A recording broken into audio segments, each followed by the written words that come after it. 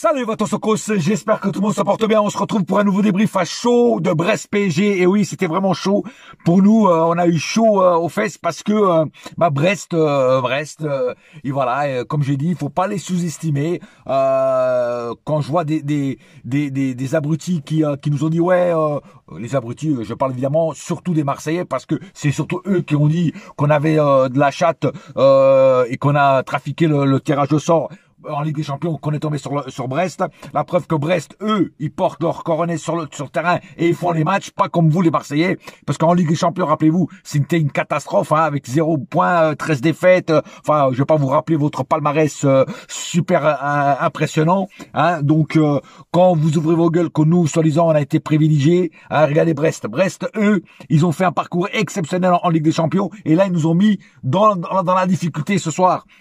Ils ont sorti leur coronesse et vous avez vu les buts qu'ils ont marqués, ils ont quand même marqué 2 buts contre nous. Donc c'est que ça prouve que c'est pas une équipe à sous-estimer. Et là justement nous, on les a sous-estimés un petit peu, tu vois, on les a pris de haut et c'est toujours l'erreur du Paris Saint-Germain quand on joue des équipes comme Brest, on croit qu'ils sont petits, machin. Non. Ils ont fait leur taf ce soir encore. Ils nous ont prouvé que c'est une équipe à prendre très au sérieux, et en Ligue des Champions, il faudra les prendre très au sérieux, parce que si on se fait éliminer par Brest en Ligue des Champions, là, ça sera la honte pour nous. Tu vois ce que je veux dire? Voilà. Donc, oui, sans leur manquer de respect, attention, parce que eux, si jamais ils nous éliminent, c'est eux, ils auront fait leur taf. Nous, on l'aura pas fait. Tu vois ce que je veux dire? Voilà. Donc, il faut surtout pas les sous-estimer, et il faudra faire très attention à ces joueurs brestois qui sont très dangereux dans notre surface. Et aujourd'hui, j'ai vu aussi des joueurs parisiens qui étaient dans le dur, dans la difficulté. Et je vais y arriver au cas par cas. Ils seront dans mes flops. Il y aura pas mal de flops ce soir parce que j'ai vu des joueurs parisiens qui étaient vraiment dans le dur, tout simplement. Voilà. Enfin bref, première mi-temps, on a fait notre match. Ça a plutôt été correct dans la première mi-temps. Par contre, deuxième mi-temps, comme d'habitude, je dirais une mi-temps sur deux, catastrophique la deuxième mi-temps. À part vers la fin qu'on a été, qu'on les a allumés. Mais sinon, début de première mi-temps, ils nous sont rentrés dans l'art, ils nous ont créé des difficultés et on a perdu beaucoup de duels. Pardon. Ils nous ont battus sur beaucoup de duels et donc ça prouve quand même que qu'en défense on a été fragilisé, tu vois, parce que quand une équipe nous rentre dedans, on a des difficultés en défense. Une chose en tout cas qui est bien, c'est que Brest, c'est une équipe qui joue au football, qui ne met pas le mur, qui passe pas sa vie à défendre. Donc ils ouvrent des espaces et grâce à ça on a réussi à marquer des buts et à retourner le score en notre faveur. Donc deuxième mi-temps. Jusqu'à on va dire jusqu'à la 30e minute de la deuxième mi-temps, on a été dans le dur. Ils nous ont rentré dedans et après vers la fin, on a été plutôt convaincant avec des buts de Ramos et tout ça quoi. Voilà. Mais c'est sûr que c'est une équipe vraiment à prendre très au sérieux. Et j'ai vu vraiment beaucoup de fragilité de la part de certains joueurs parisiens. Et j'espère pas voir ça dans les prochains matchs, que ce soit contre eux ou contre n'importe quelle autre équipe, parce que les autres équipes vont prendre vont regarder le match et vont dire t'as vu, quand on fait ça, les défenseurs sont dans le jus. Voilà. Et donc j'espère que ça sera remédié par Luis Enrique, parce que c'est vraiment pas beau à voir. Voilà. Donc on a gagné le match 5-2. Voilà, à la fin on leur a mis une petite gifle pour leur prouver quand même qu'on reste une grande équipe et qui est en Ligue des Champions. On va pas leur faire de cadeaux, comme eux ne nous feront pas de cadeaux en Ligue des Champions, parce qu'ils vont tout donner pour nous passer. Voilà. Donc d'ailleurs je tiens à signaler que là, on a affronté Brest. On va les affronter encore 2 fois en Ligue des Champions et après en Coupe de France. Si jamais on gagne contre le Mans et que eux gagnent contre leur adversaire, je sais plus qui c'est, on va les rencontrer encore une fois en Coupe de France aussi. Donc c'est décidément cette année Brest, on les rencontre très souvent. Voilà. Maintenant passons aux statistiques du match. 14 tirs du côté brestois, 14 tirs du côté Paris Saint-Germain. Vous vous rendez compte, ils ont fait exactement les mêmes tirs. Voilà. 7 tirs cadrés des deux côtés. C'est incroyable, mais c'est vrai. 7 tirs cadrés des deux côtés. Le même tir de but et le même tir de tir cadré. C'est incroyable. Je crois que c'est jamais arrivé. Voilà. 33, j'en bégaye. 33 % de possession côté brestois, 67 du côté PSG. Bon, là bien sûr, on a eu toujours plus de possession de balles. 358 passes du côté brestois, 722 du côté PSG. 78% de précision de passe côté brestois, 89 du côté PSG. 9 fautes du côté brestois, 12 du côté PSG. Un carton jaune du côté brestois, 0 du côté PSG. Aucun carton rouge des deux côtés. 3 hors-jeu du côté brestois, 0 du côté PSG. 4 corners du côté PSG, brestois, 7 du côté PSG. Ah, j'ai du mal aujourd'hui. J'ai du mal parce que on a eu du mal aussi sur le terrain. C'est peut-être pour ça. Maintenant, on va passer au cas par cas. Le cas par cas, Donnarumma nous a encore sorti un grand match avec des belles parades. Sur les deux buts, moi, franchement, je trouve pas qu'il soit fautif personnellement. Hein. Après, peut-être qu'il y en a qui vont dire ouais, il a peut-être sa part de responsabilité, mais moi, je trouve que c'est notre défense qui a été responsable des buts qu'on a pris. Voilà, Donnarumma nous a sorti des belles parades, sinon on s'en aurait pris beaucoup plus, on n'aurait peut-être pas gagné le match si on n'aurait pas eu un grand Donnarumma ce soir. Donc pour moi, c'est un très bon match de Donnarumma, même s'il a encaissé 2 buts. Hakimi. Alors Hakimi ce soir, j'ai pas du tout aimé. Et je vous dis franchement, il a pas du tout fait un bon match. Il a fait des mauvaises passes, des mauvaises relances, des mauvaises défenses.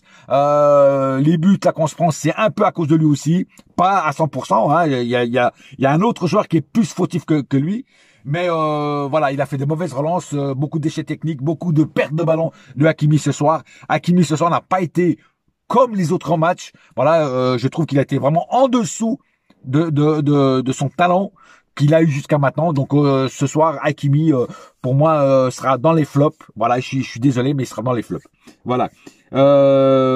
Le deuxième joueur qui, pour moi, sera aussi dans les flops, c'est Pacho. Alors, Pacho, ce soir, il a été dans le dur du début à la fin, surtout en deuxième mi-temps. Mais déjà en première, il a été un petit peu fragilisé. Mais en deuxième, c'était la catastrophe. Pacho, ce soir, je l'ai pas reconnu. Ah ouais, c'est à chaque fois qu'il essayait de défendre une attaque brestoise, il se faisait fumer. Voilà. Et je sais plus si c'est le premier but ou le deuxième but. C'est complètement sa faute. Voilà. Il fait une défense de merde. Et je trouve vraiment un Pacho vraiment comment dire, pas à niveau, voilà. Et je crois même qu'il est fautif sur les 2 buts. Et je sais qu'à un moment il remet de la tête. Il remet de la tête dans l'axe et le joueur brestois met le but. Donc je crois même qu'il, si je me rappelle bien, je crois qu'il est même fautif sur les 2 buts. Non, Pacho ce soir sera dans mes flops aussi. Il a été complètement à l'ouest, complètement dans le dur. Il se faisait fumer grave. On a vu aussi un Pacho très fragilisé ce soir. Je ne comprends pas pourquoi. D'habitude, il est plutôt solide, il est plutôt intelligent. Il prévoit même des fois des attaques des équipes adverses. Mais ce soir, il s'est fait enrober comme du chocolat, frère. Voilà. Ah ouais, là, c'est incroyable. Il s'est fait fumer du début à la fin. Donc voilà, un Pacho qui sera aussi dans mes flops. Marquinhos, ça a peut-être été le plus solide, même si à un moment, je sais plus si c'est le premier ou le deuxième but, où il se couche pour essayer d'arrêter le ballon pour pas qu'il marque le but, je pense qu'il aurait pu faire mieux. Mais bon, il a quand même été correct. Pour moi, les deux faibles, c'est Pacho et Hakimi ce soir. Nuno Mendes, ça va, il a été moyen. Il n'a pas été non plus super flamboyant. Je vais le mettre comme moyen. Voilà. Et encore, je suis gentil. Voilà. Parce que il aurait pu faire largement mieux. Voilà. Mais c'était pas non plus un grand soir de Nuno Mendes. Hein, je vous dis franchement. Hein. Voilà. Ah non, mais de toute façon, toute la défense a été a pris l'eau ce soir. Hein. Je vous dis franchement, hein, même Lucas Hernandez qui est venu après, d'ailleurs, je vais en parler tout de suite. Lucas Hernandez a été pas super bon non plus. Hein. Je veux dire franchement, il a fait une rentrée un petit peu catastrophique. Hein. Voilà. Donc non, la défense de Paris ce soir n'a pas été bonne. Je vous le dis franchement. Voilà. Alors Lee, là on va passer au milieu. Lee, catastrophique. Alors oui, il fait cette passe des magnifiques. Mais c'est la seule chose de bien qu'il a fait durant le match. Tout le long du match, il a servi à rien. Il ne servait à rien. Toujours ses ballons en arrière. Et franchement, il n'a pas été bon du tout, quoi. Il n'a pas du tout été bon, Lee. Tu vois, non, mais Lee, en ce moment, je sais pas ce qui se passe avec Lee. En fait, il lui arrive la même chose qui est arrivé à Barcola ces derniers temps. Hein, bon, Barcola, maintenant, il est un peu mieux. Mais Lee, en ce moment, c'est plus possible. Je veux dire, lit, faut que tu mettes une couette, hein. Je veux dire, je sais pas, pour te réchauffer et faire ton lit, hein. Je veux dire, je sais pas. Non, mais je sais que je l'ai déjà sorti cette blague, mais ma maman à l'autre, quoi, il faut. Non, et je sais même pas pourquoi il s'entête à le mettre. Bon, ok, Neves a été blessé, hein, il a une petite blessure, une petite gêne. Voilà, mais c'est là que tu dois normalement grappiller du temps, quoi. C'est là que tu dois prouver aussi que tu mérites ta place. Mais là, Lee, sur ce match-là, pour moi, il était pas bon du tout. La seule chose bien, c'est sa passe D. Voilà.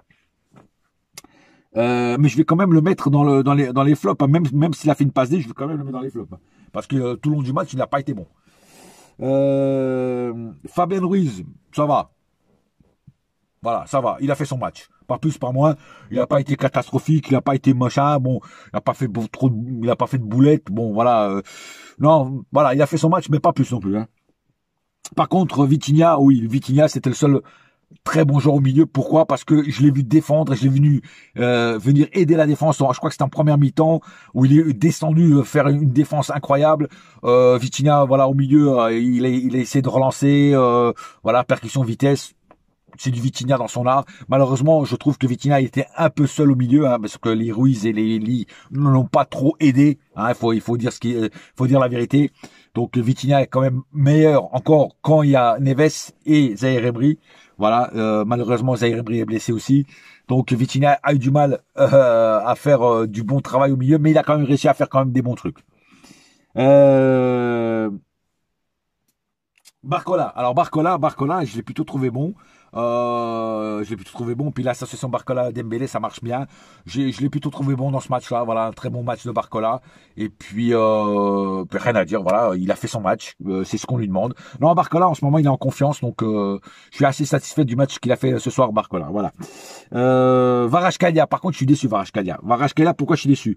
L'action qu'il a, où il est devant le but, où il fait, je crois, un drop ou je sais pas quoi. Pour moi, c'est dedans. C'est dedans. Alors, je vais pas le mettre dans les flops, je vais pas le défoncer parce que c'est que le deuxième match qu'il fait avec Paris. Par contre, ce que je trouve bien en Kvaratskhelia, c'est il bouge beaucoup. Voilà, il est disponible dans tous les secteurs de l'attaque et ça perturbe l'adversaire et surtout les défenseurs adverses.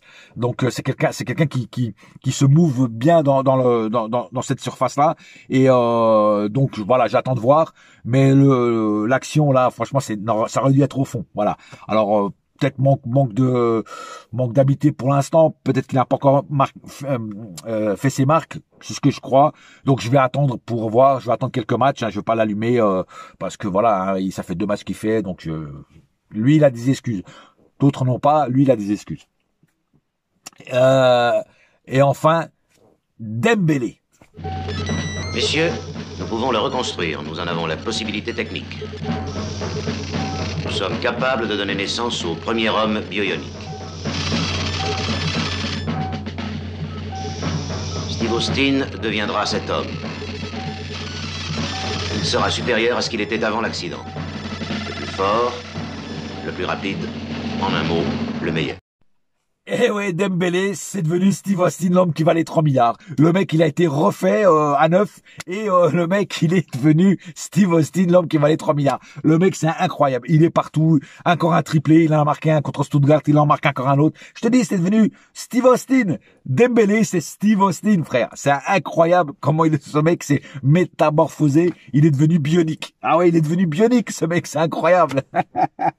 Non, bravo. Dembélé, en ce moment, c'est le feu, quoi. Il en a 14 buts, je crois, ou 15 buts en Ligue 1, quoi. C'est incroyable. Personne n'aurait mis une pièce en début de saison sur Dembélé. Personne n'y croyait en Dembélé. Il a remis tout le monde à sa place. Il a fermé des bouches, la mienne en premier aussi, voilà, parce que je l'ai souvent critiqué. Et Dembélé, là, je peux plus rien dire sur Dembélé, à part qu'il est excellent. Voilà. Il y a rien à dire. Dembélé au top, MVP encore aujourd'hui, même s'il est sorti après pour remplacer par Ramos, mais voilà, c'est Dembélé dans le grand art. Voilà, rien à dire. Justement Ramos pareil, il rentre, il fait un doublé. Alors Dembélé triplé, Ramos doublé, que demande le peuple? C'est merveilleux, c'est du grand art. Ramos encore, et sur le deuxième but de Ramos, je sais pas si vous avez vu, il a voulu la donner je crois que c'était à Maïlou, hein, pour qu'il marque son but. Il a pas voulu être égoïste, mais le défenseur défend, la balle revient sur lui et puis il marque. Voilà. Donc, mais ce que j'aime bien, c'est que voilà, Ramos, il voulait que qu'un autre joueur marque ou Mayoulou ou Doué. Et bon, le défenseur a fait son taf. Hein, et le ballon lui est revenu dessus, il a marqué. Voilà. Donc ça prouve que Ramos a une bonne mentalité et ça. J'applaudis. Voilà, en tout cas, doublé de Ramos. Moi, Ramos, voilà. Alors, il y avait une rumeur comme quoi Jorge Mendes voulait le faire partir en prêt à la Juventus, mais ça a été, comment dire, ça a été dit que c'était pas vrai. Ça a été démenti, voilà, c'est le mot que je cherchais. Ça a été démenti, donc apparemment, non, Doué, Ramos restera à Paris. Voilà. Le petit Maïlou a fait une bonne rentrée, hein, il a fait plutôt une bonne rentrée. J'ai bien aimé la rentrée de Maïlou. Et Désiré 2, pareil, Désiré 2 sur le premier sur le premier but de Ramos, c'est lui qui lui fait la passe D. Il a éliminé la défense brestoise à lui tout seul. Je pensais qu'il allait aller au but tout seul d'ailleurs, et non, il a été un bon camarade. Il a passé la balle à Ramos qui a juste à la pousser au fond des filets. Voilà, donc très très bonne rentrée de Doué et de Maïlou. Franchement, les deux petits là, rien à dire. Doué qui est en forme, voilà. Et non, j'ai bien aimé. Voilà, j'ai bien aimé. Tout ça, ça sera aussi dans les tops. Voilà. Donc j'ai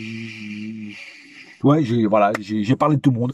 Voilà, donc pas plus à dire sur ce match. En tout cas, Brest sera une équipe à prendre au sérieux et très au sérieux en Ligue des Champions, parce que en Ligue des Champions, ils vont encore monter d'un cran, ils vont nous mettre dans le jus. Donc, il faudra faire très attention aux attaquants brestois, parce que ce soir, ils ont prouvé qu'ils étaient là et qu'ils sont une bonne équipe et qu'ils sont une équipe solide et qu'on peut avoir une surprise. Voilà, donc à pas les prendre à la légère. Il faudra être très très attentif et très vigoureux contre eux. Voilà. Sur ce, on se retrouve quand, je sais plus, mardi ou mercredi contre Le Mans. Hein, là, ça sera un jeu très rapide, hein, version Formule 1.